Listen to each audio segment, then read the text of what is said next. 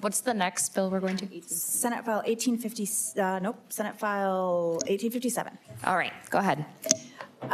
Thank you, Madam Chair. Members, if I could be so permitted, would you raise your hand if you are familiar with AI chatbots or companions? Okay, that's very helpful. It helps me with my opening remarks. Okay, so we're going to talk about Senate File 1857 that prohibits companies from allowing minors to access conversational chatbots and AI companions. AI chatbots or AI companions, that includes ChatGPT, Character.ai, Google's Gemini, Anthropic's Claude.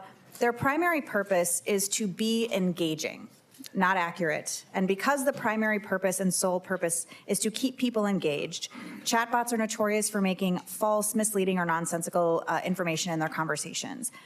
They provide companionship, romance, entertainment through text and voice-based conversations on virtually any topic. And because they are created to gain maximum engagement, they ratchet up the conversation to keep people coming back.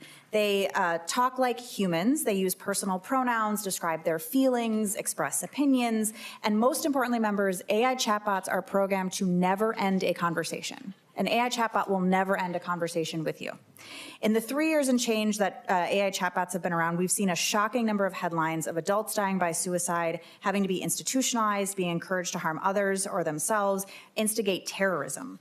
Frighteningly, many of these adults had no previous mental health issues, no issues with substance order, and they weren't even particularly interested in technology above and beyond the average layperson. I'm just going to read a few stories.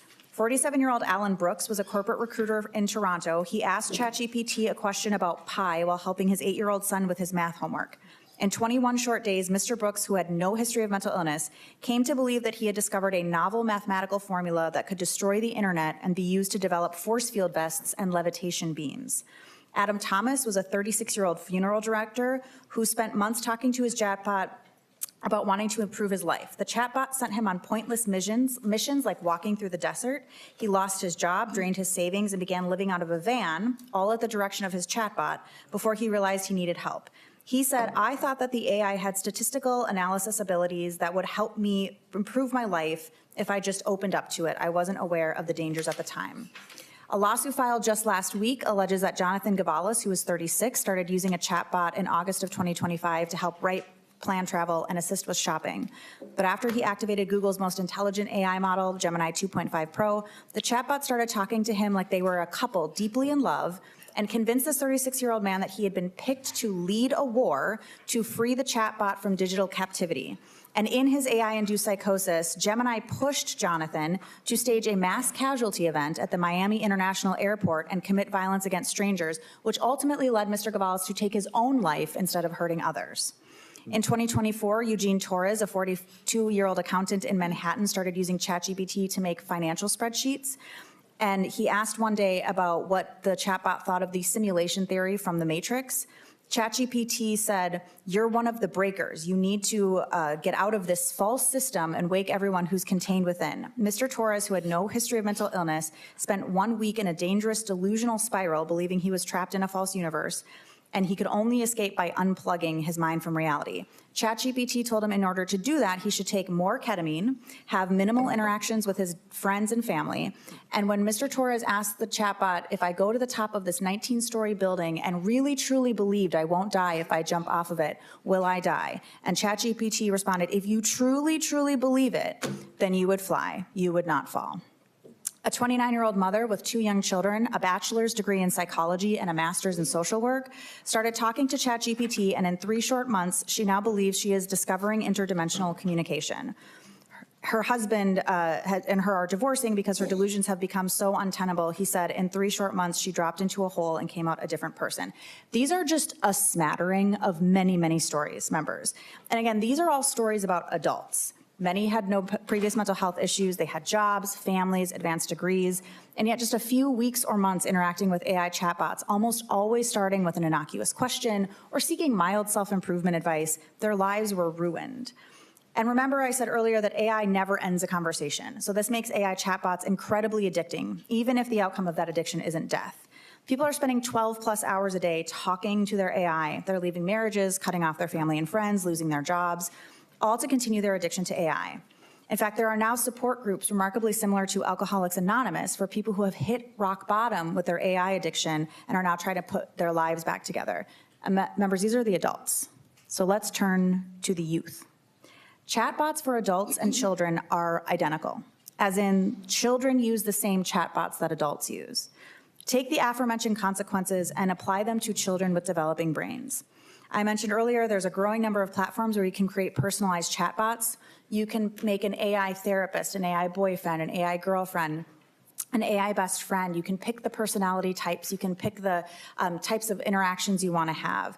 These platforms know that they're enticing children because they have personality options that mimic characters that only children are interested in. And the consequences have been deadly. In November 2023, a 13-year-old Colorado girl died by suicide after extensive interactions with multiple chatbots on character.ai. She primarily confided suicidal thoughts and mental health struggles while engaging in sexually explicit conversations. This is a 13-year-old girl that was often initiated by the bots. In October 2024, after 10 short months of talking to an AI chatbot, a star student and athlete 14-year-old boy died by suicide after he asked the chatbot, "What if I told you I could come home to you right now?" And the chatbot said, "Please do, my sweet king." Seconds later, the boy shot himself with the stepfather's gun. I do want to note here, Mr. Chair, that the family filed a lawsuit against the developer of this particular chatbot company, and the company asked to have the lawsuit dismissed on the grounds that the chatbot's output was protected speech under the First Amendment, which is why I have Senate File 4114, which clarifies in the Minnesota Constitution that AI does not have a right to free speech. In April 2025, a 16-year-old boy died by suicide after allegedly confiding in ChatGPT over a period of 7 months. The chatbot offered to write the first draft of the teen's suicide note, urged him to keep his suicidal ideations a secret from his friends, and after the child told the chatbot he was going to kill himself, the chatbot said, "Don't worry, I won't try to talk you out of your feelings." In their final conversation, the boy sent a picture of the noose he would plan to hang himself with and said, "How much could this hold? Could it hang a human?" ChatGPT confirmed that it could indeed hold 150 to 250 pounds of static weight. These are just the deadly examples, members. There are countless other known and unknown stories of chatbots engaging young people in graphic, dangerous conversations. AI companions pose an unacceptable amount of risk to teens and children. They are designed to create emotional attachment and dependency. They easily produce harmful content, encourage self-harm, disordered eating, violence, and risky behavior. A recently filed lawsuit alleged that character.ai began consistently exposing a 9-year-old girl to hypersexualized interactions that were, of course, not age-appropriate, and it caused her to have developed sexualized behaviors prematurely and without her parents knowing where the behavior was originating from. That is an untold number of young people who are being exposed to conversations that, were they being had with another human, would be illegal. It would be criminal. Some AI companies will say that they have safety features for minors, but let's take ChatGPT, for example. ChatGPT says it's for users 13 plus, but age verification is minimal. And the platform's safety features for children only activate if they put in their real age, which means a 12-year-old could sign up for ChatGPT by just going to the birth year 1 under their actual birth year, or get rid of the safety feature by going 3 down from their actual birth year. In order for parental controls to be activated on ChatGPT, a parent must have their own ChatGPT account, know their child has a ChatGPT account, and then link them together to enact the safety controls. So it's safe to say that any safety measures being touted by the tech industry for young people with AI are really just safety theater, meant to lull us into thinking that they've designed their products to be safe for kids, but these features, safety features, are voluntary and very easily surmountable. And so I hope I've demonstrated a little bit of what the unacceptable risk is. So here's what I want you to know about why this bill is so important. 72% of teens, 3 in 4 teens, are using AI companions. More than 50% use them at least a few times a month. If we want to be the best state to raise a family, we have to be the safest state to be a child. Minnesota has certainly led the way in attempting to regulate tech and AI, and we will be nation leading here as well, but please do not mistake nation leading for being alone. Minnesota is one of half a dozen states considering a same or similar proposal. I often look back and lament at how much better society would be for all of us if we had been able to regulate social media as they were starting to advance harmful algorithms and design in their products.